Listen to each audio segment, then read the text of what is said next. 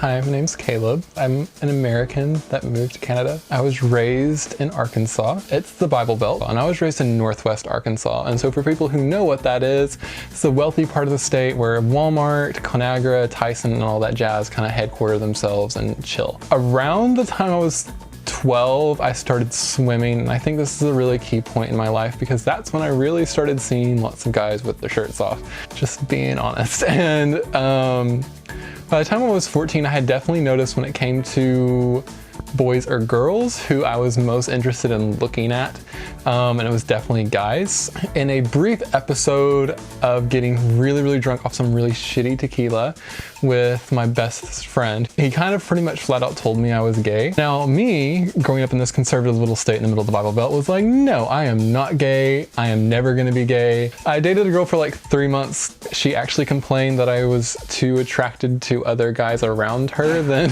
me. I was 16, decided to have a big house party because my mom was out of town. My friend group as an entity pretty much told me, you're gay, you're literally wearing pink underwear in the house. And drunk Caleb was like, yeah, no, that totally makes sense. The next morning though, I woke up and I realized exactly what I had said and was like, I am not gay. They just started laughing at me. When I was 18, that's kind of when I realized, holy shit, I am very much gay. So I go to university for my first year and I meet what becomes my first 2-year relationship. My mom had already passed away at this point. She passed away to cancer, and so I was like, you know, I should talk to my dad and see what he feels about it. I was so afraid to hear what he had to say. I actually texted him while we were eating and told him to look at his phone. Because I couldn't tell him directly. I felt so embarrassed coming up in this Southern Christian family that had my mom's a CEO, my dad's a doctor, I'm gonna be the shame of the family. And my dad started laughing. He's like, Caleb, we've known you were gay since you were born. And I was so confused because I asked, how did you know? He's like, Caleb, we just knew. Literally, you as a child. He's like, you were just gay. He's like, your mom tried to talk herself out of it all these times and kept asking me, is it because he's got autism or something?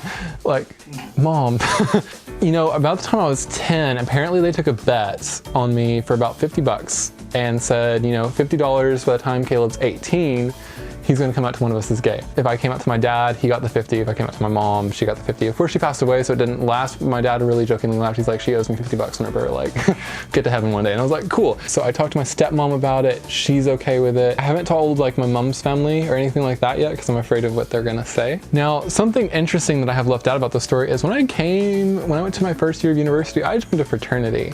I was really worried that even though my fraternity brothers were all really legit, that they would be worried about me bringing a guy to formal. And formal is this big, gigantic, getaway. You go to another city, you stay in a 5-star hotel, you get a 5-star dinner, there's an official dance. So I text all my fraternity brothers, that were my pledge brothers first, and I asked them in our group chat, I'm gay. It's my job as social chairman to make sure everyone's comfortable and that everyone's gonna have a great formal. I don't have to bring someone to formal, but I would like to. Is that okay with you guys? My pledge brothers overwhelmingly were supportive and said, you shouldn't have had to ask us.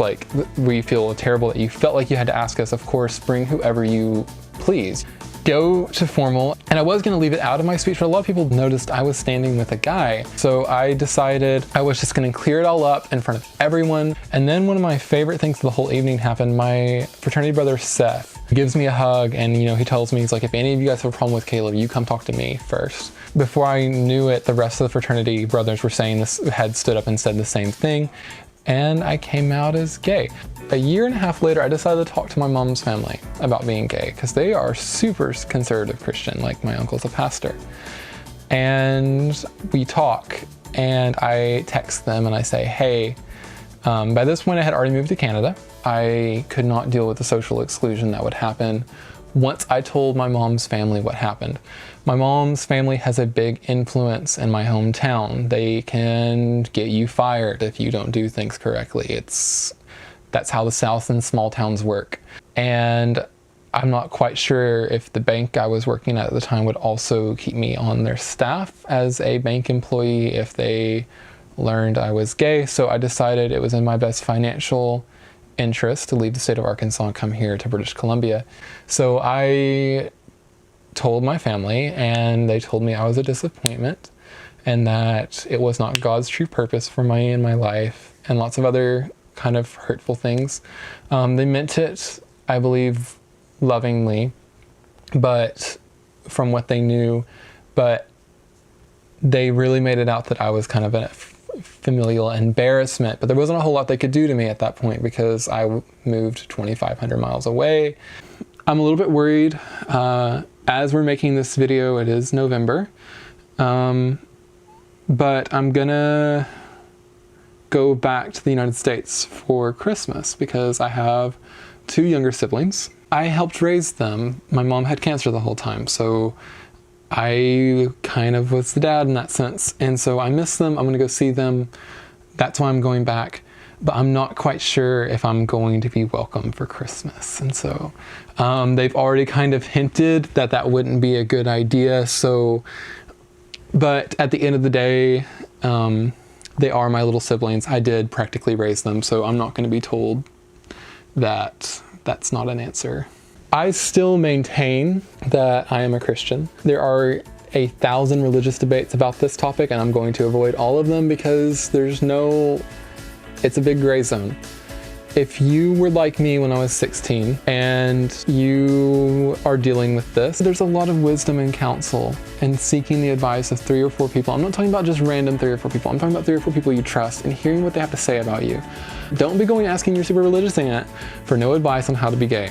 Here's one thing I really believe is good advice for all the new and upcoming gay guys. If you're young, if you're between like 16 and 22, if you're in this age range and you're just starting to branch out into the gay community, and you're seeing all this hookup culture and you're like, well, shit, I have to join and do that. You don't. I've had 3 really long relationships, and right now I'm in a relationship with a guy. We're only like 3 or 4 months in. So it's still young, but my last relationship lasted nearly 2.5 years. The one before that lasted 1.5 years.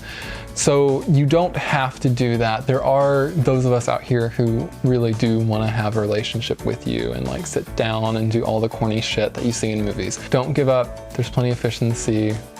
Even you might have to move to a coastline to get it, like San Francisco or Vancouver, but they're there. Please do subscribe and like and comment, and your comments I will read, and maybe we can have a video that replies to comments and we can see how that goes.